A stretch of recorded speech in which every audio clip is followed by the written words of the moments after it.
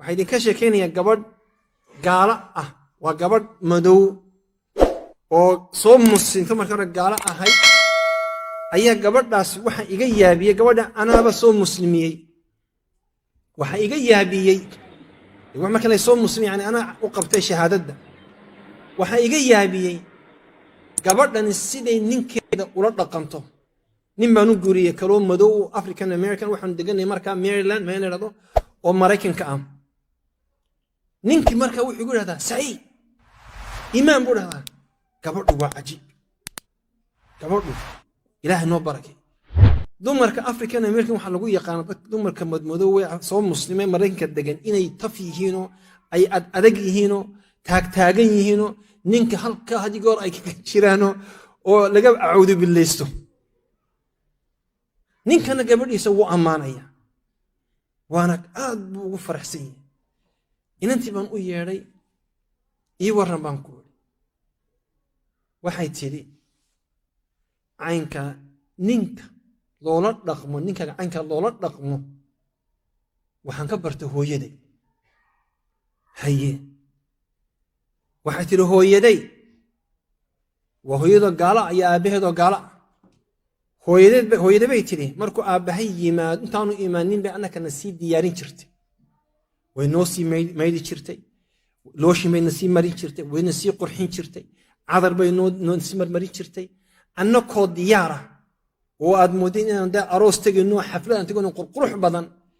oo naloo sii meeyo naloo sii subka aabahay yimaada markuu jeliska uu alba maftaxa ku dhufto ay tiraahdo shakora yaa waxay tiri marka aabahay hooyada halka tuwal baa u saaran aabahay kursi baa albaabka u dhigtay bay tiri kursigii bay ku fadhiisisa kabahay ka bixisa mariyihii uu xidhnaa sare ka bixisa tuwaalkina way siisa waxda musqusha galo soo meeyo alaabtiisii bay tiri marka musqusha ayay u taala markuu ka soo baxo oo musqusha ka soo baxo cuntadii oo diyaar ayuu u yimaada 2 saacadood ayuu asagu nasta ama u raaxaysta maruu cunto cunayo maruu hooyo la sheekaysto 2 saacadood ka bacdi baa nala siyaabay tiri idniga inaanu aabahay u soo degno markaasaanu soo degna saanu la ciyaara aanu dhudhunkana hadhowna saytaa ordadaba seexda aabihin berto uu kala hayaa ixtiraamka marka ninka caynka loo ixtiraamo waxaan ka bartay hooyaday ka bacdina waxaan akhriyay sunnadii nabiga sallallahu alayhi wasallam caynka ragga loola dhaqmo ayaan bartay waxa jira rag fara badan oo halkan aan maanta hadlaynin oo sida fiidmeerta guriga ka warwareega oo meelaha ma dhamo maqaxibu ka soo sheekaynaya halkan buu kalba halka mar buu hebel leeyo tagaya hebel baan meel geeyay buu oranay inta wuxuu sugaya inta tii ka seexanayso waqti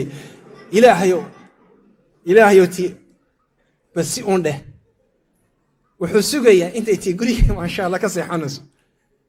waayo wuxuu ogyahay markuu jidh guriga soo galo inaan lagu bilaabayo maxaad qabat xagaad tagtay maxaad samaysay dagaal buu marka u diyaar yahay dagaal wallahi mid wuxuu igu yiri qaylan guriga marka albaabka sida u furo waxaad moodaa buu inay aniga isugayso markan albaabka sida u furo waa ay soo fatahda ayadoo qaylansan ka seexdaa buu yiri ayadoo qaylansan waa soo toosa saanaha buu tira habeen isku xaawdo qaylanaysa mise way nasatay waxaan jeclahay marka inaan Soomaalida inteeda israaciyo inteenan xagga Carabiga u gelin 2 qiso baan jeclahay oo Soomaalida dhaxdeeda hadda intii uun dawladda Soomaaliya ee hore dhaxay burburtay dhacay in aan sheegan jeclahay oo gardarrada ku saabsan qisada koobaad gardarradu inay adiga dib kuugu soo noqon bay tusaale u tahay ta labaadna sida qisada koobaad waxay ahayd wiilashan dhalinyarada ah waxaa jiray Soomaaliya markay burburtay dhalinyaradii ilaan dugsi ma jiro waxbarashana ma jirto ilmihii qoryo intay qaateen bay wadooyinka istaageen dad in la boobo iyo isbaara in la dhigto umba aqligu noqday waxay keentay marka habeenkina in guryaha loo dhaco maalintina isbaarooyinka la joogo la qayilo akhlaaqdii ay fasaado aada loo xumaado. mid iyagii ka mid a maalintii dambe hooyadii u yimid oo xoogaa yar carruurta ku biilato ku celceshata. markaasaa wuxuu yidhi xoogaa aan ku qayilaysi. duqdi markaasay u diiday. dhowr jeer buu ku soo noqday. maalintii dambe u imaaday kooxdiisoo wuxuu yidhi war duqda xoogaa bay haysaaye kaalaya inooga qaado caaw aanu derbigaan isku leelina. sanduuqii lacagta la gelinayana waa tilmaamay, meesha uu yaallayna wuu sheegay. way soo kaceen nimankii, waxay soo galeen gurigii. lacagti keen baa la yidhi aad hayse. duqdi waxay tidhi aniga waxa mahay. niman tilmaan ku socday ahaayeena xaggii ka wareegayna sanduuqii bay fujisteen. way la qabsatay, xabad baa madaxa looga dhuftay, meeshii bay ku dhimatay. waa la soo baxay, isagoo bannaanka taagan baa loo imaaday. haye maxaa dhaco, maxaad samayseen oo seed ooga soo qaadeen buu ihi duqdi sanduuq hadda waad wadataana waan arkaaye. waxay yidhaahdeen sanduuqii bay nagula dhegtoo waan kari weynay. haye saad yeeshan dee waan iskaga reebnaa leyi, hal baan madaxa kaga dhufannay. markaasuu yuusaa u istaagay xoogaa maaragtay arrinteedii qof bini aadan buu ahaa. hooyadii in la dilana diyaar oo muusa ahayn. xumaantiibuu xoogaa ka gariiray, jidhkii baa dhaqaaqay. markaasuu istaagay. markaasaa waxaa markii la arkay yaa isagana hal kale lagu dhuftay. maxay ku soo noqotay arrintii? gardarradii ay ku soo laabatay, isagay ku soo laabatay. qisada koowaad middaasay ahayd. qisada labaad isla arrimaha un ka dhacday. laba nin baa saaxiibbo ahaa. kolba aniga qisadaa iyada ah dadkii goobjoogga ahaana way ii warrameen, jaraa'idkana aad baa loogu qoray baa layidhi. laba nin baa saaxiibbo ahaa intaysan dowladdii hore burburin. afgooyana wuxuu ku lahaa nin ka mida beero aad u fara badan oo qurux badan. markii la qaxayay buu saaxiibkii beerihii ku wareejiyo wuxuu yidhi beerahan iskana maal iina badbaadi. qaxooti buu galay oo qax buu galay oo muddo dheer buu socday. muddo kadib buu soo laabtay. hadduu soo laabtay wuxuu is yidhi bal ninkii saaxiibka ahaa iyo wuxuu hayaadu imaatay. ninkii wuu u imaaday, aad buu u soo dhoweeyey, uu marti qaaday, si fiican buu maaragtay u soo dhoweeyey.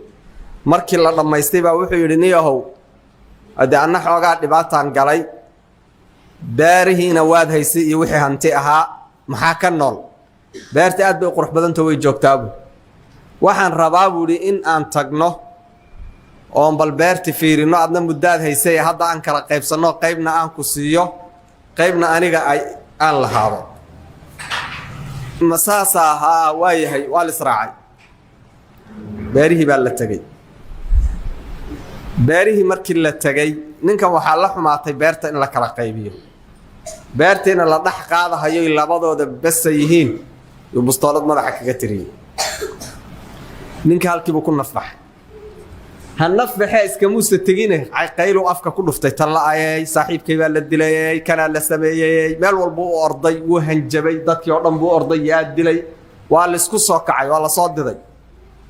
ninkii oo meyd ah yaa meesha laga qaaday.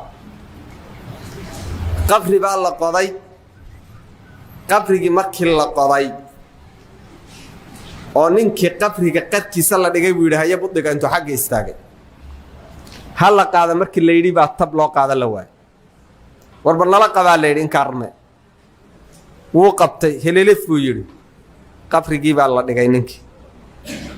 isagana waxbuu ka hayaa. nimankii kale waa soo baxeen, isagii baa ka bixi waayey. wax walba intii lagu sameeyey baa laga qaadi waayey meesha. maqribkii baa galay, waxaa la yidhi war bal aan soo tukannay, waxaan waa mucjize eh, wax caadi aba ma ahe, aan iska soo tukannay ina wadiya. salaaddii baa la aaday. salaadda marka laga soo laabtaa waxaa loo imaaday labadii nin oo meyd ah oo kii hore meydkaa uu korreeyo, saa isku kor saaran yihiin. arrintaa xaggee ka imaatay? waa dulmigii uu geystay. kolba qisadaa iyada ah waa qiso iyadana dhacday oo geyiga Soomaalida ka dhacday.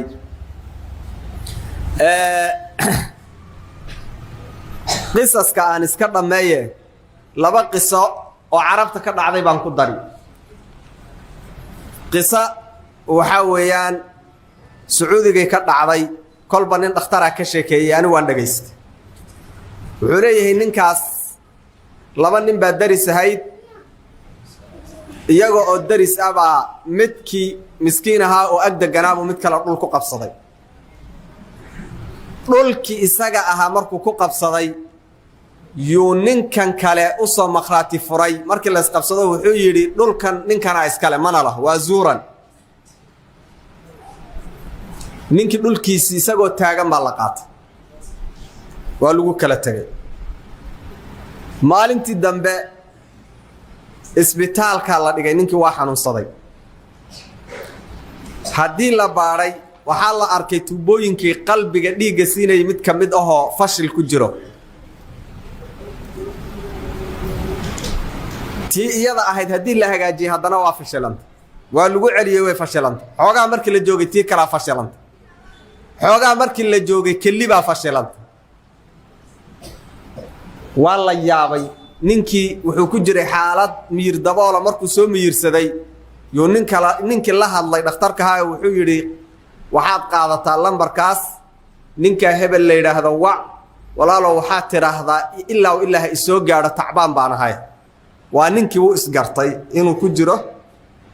xaaladdii inuu ku jiro ninkii isaga ahaabuu waco wuxuu yidhi ninkii hebel la yidhaahdo ma taqaanaa waan aqaanaa ninkaasoo isbitaal ku jiro tacbaan abaa jiray walaalow wuu ku codsanayaa u imow wuxuu yidhi ninkaasoo ma ahaa 3 sanaan aniga carruurtayda ilaahay u baryaynay inuu ilaahay uusan dilin ilaa xubnihiisa mid ay u fashilanto oo u baaba'o saa uu ku dhinto sidii buu ku dhintay qisada labaad gabadh yar oo jaariyad aba reer la joogtay qisadaa kale maxamed xasaan ninka la yidhaahdo misrigan ka dhageystay yadan gabadh yar baa oo jaariyad ah oo 10 jir aba reer la joogtay reerkooday xoogaa yar oo biil ah siin jirtay shilimada ay meeshaa ka hesho laakiin reerkaa gabadha waa cadaabi jireen odaygaa reer kalaa gabadha dili jiray oo cadaabi jiray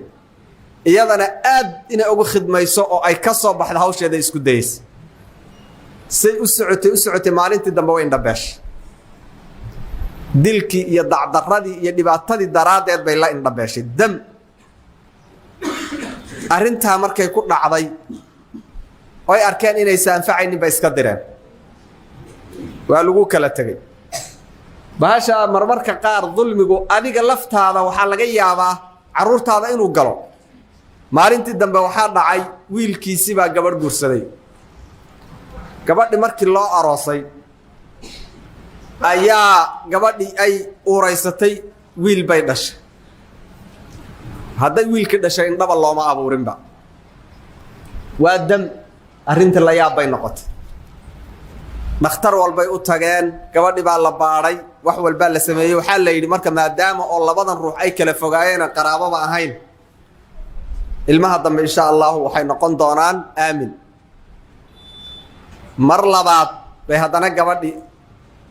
waxay dhashay gabadhi oo indho qabtay dhashay waa la baadhay waa caadi way fiicanta xoogaa 7 bilood markii joogtay gabadhi dam odaygii reerka lahaa xaalad nafsiga ku kacdo uu dhacay istaagu ka dhacay wiilkiina istaagu ka dhacay reerkii oo kadeedan bay habartii waxay xasuusatay gabadhay cadaabi jireen gabadhi bay doonto gabadhi bay tiri kaalay nacafi waa goorma waa mar ay midi uusku tagtay arrimahaas waa qisooyin dulmigu uu leeyahay xikmadda labaadii waxa weeye addoommadani inay ilaahay u soo noqdaan oo khaladaadkan keenay masaa'ibtan inay ka soo noqdaan iyadana masaa'ibtu way u imaanaysaa walanudiiqannahum min alcadaabi aladna duuna alcadaabi alakbari lacallahum yarjicuun say u soo noqdaan ظهر الفساد في البر والبحر بما كسبت أيدي الناس ليذيقهم بعض الذي عملوا لعلهم يرجعون inay adoomadu toobad keenaan ilaahay u soo noqdaan in badan oo iyaga kamidana way dhacdaa in musiibadu ay sabab u noqoto inuu ilaahay xusuusto u soo noqdo waxaan garanayaa qiso nin dadkan ku fogaaday fawaaxishta iyo zinada iyo qashinka ku fogaaday dhanka kalena daroogada iyo qashinkan ku tagay oo noloshaba ka dhacay ayaa waxaa ku dhacay cudurka la yidhaha AIDS baa ku dhacay markii AIDSkii ku dhacay waana muslim AIDSkii markuu ku dhacay ayuu wuxuu malihiisu u batay inuu dhimanayo muxuu sameeyey marka baarkii khamrada ka soo bax zinadii ka soo bax xumaantii ka soo bax masaajidku soo gal ninkii muddu sii noolaayo markiiba ma dhiman salaax iyo hagaag iyo toobad iyo soon iyo salaado iyo wanaag khaatimo wanaagsan addoonka haddii la dayn lahaa oo aan cudurkaa lagu rideen soo xumaanta kuma dhinteen ya cudurkii baa muxuu u noqday lacallahum yarjicuun inuu u soo noqdo ilaahay tabaaraka wa tacaala musaa'ibtani marka waa soo celin addoommadii la soo celinaya qaaraan soo noqonaynin baa jiro sii kibraya kuwa ilaahay wuxuu kula dhaqmayaa markay sii kibraan sunno leedahay sunnatul istidraaj iyaga marka waa loo sii seeta dheerayn waa la sii lugoyn kadibna waa laga takhalusay ayib ama inxilaalku waa zandaqo inxilaal waxaa ku caanbaxay yuhuud iska ilaa alinxaal fi diin waa diin lyahuud shareecadu waxay ugu tuntaan biadna alxiyal biadna shubah bay oga tagaan sharciga iyo xukumka quluwan waxaa caan ku ah annasaara labada curba iska ilaali labada curba iska ilaali haddii laakiin mid aad iska ilaali kana u daran hadda annaga ka ina haysta wey midka ina haysta hadda adduunka qabsaday ee social media u shaqeeyo social media muxuu u shaqeeyaa sidiisuba alinxilaalu can iddiin fi ddiin hawshaas u shaqeeyaa in loo furtaad moodaaba nin walba oo meeluu ka hadla waayey yaa meesha qudaynaya caamadana dhiishan baas bay furi markay furto balaaya kaga soo fakan midka shakisan maal lawad halkan habeen dhawaad jumcay miyahayd aan soo dhaafay wadaad doctoroon saaxiibo nahay oo reekadaadaabaa wiil yar oo wada ii keenay wuxuu leeyahay dugsi saraan ka baxay jaamacad baan ka baxay kanaan ka baxay wuxuu leeyahay sunno maxay tahay xadiid muxuu yahay sidiisuba miyuun kitaabka rabbiga nagu filay maxaad oga jeedaa baari kuma fahmine waan isdoqomeeyey wuxuu yidhi ilaahay qur-aanka wuxuu yidhi wabilwaalidayni ixsaana axaadiidan waxay leedahay hooyadaa ka xaq badan aabbaha lama qaadan karo mush macquul buu bal idinku si dhaha wabilwaalidayni ixsaana aayadee ku jirtaa baa ii soo bixi tafsiir buu wataa uu ku wato ibad oo ingiliisha hadda carabi ma akhrin karo wuxuu ii soo bixiyey aayadda suuratu nisaa wacbudullaha aayad wabilwaalid waatan buu marka labada waalid waa laga hadla hooye maxay tahay yadaa aabba ka fiican waxba kama jiraan ma qaadan karo maxaad u diiday baare waa siman yihiin way wada dhaleen wax xaq oo respect oo dheertay ma jiraan buu ma arkaa dee nin aan xoogo diyaarsanayn laakiin madaxa lagu yar dhuftay marka waxaan idhi qaab waan falsafay waxaan idhi qur-aanka ma taqaanaa suurad walba isha waa soo saarahay waxaan idhi waxaad soo bixisaa suuratu luqmaan keen baa idhi wuu soo bixiyey akhriga meeshan maxaa ku qoran maya hooyadoo ilaahay tilmaamahayo xamalatu wahna calaa wahni wa fisaaluhu inay aabbaha ka khatarsan tahay hawshabuu fasirtay madaxuu gelgeli waxaan idhi sukaye suuratu axqaaf soo bixi suuratu axqaaf soo bixi haddana akhri wadacatu ummu kurhan xamalatu kurhan wadacatu kurhan hawshan akhri waayo dhibkaa ay hooye maraysa aabba ma la simi karaa aabba habeen baa isagoo soo cashiray istakiin watooyada u galmooday xaggu iska seexday duqda intaa dhiba kula martay ee rafaadkaa kula martay ma la simi karaa aabbaha meel lama simi karo waa in respect gooni la siiyo bas intaasaa ka reeb orod baa waxa ummadda lagu samaynayo waa rafaad intaasay xadiidku inoo fasira intaa qur-aanku sheegay yuu nabigu macnaheeda kuu sheegaan wax kale ma sheegin wuxuu ihi marka jalso kalaan rabaa hawlo kalaa jira waxaa idhi haddii maanta alla i kaa dhaafiyo ha igu soo noqon دكتور عبد الله اللي انك يجيك يعني دكتور عبد الله wadaadka saacada reekana wada garaysa ma umaleeya imaamka yaqaan marka waxa way aafaas ka socoto dhiishaasi dadkii bay kharibaysaa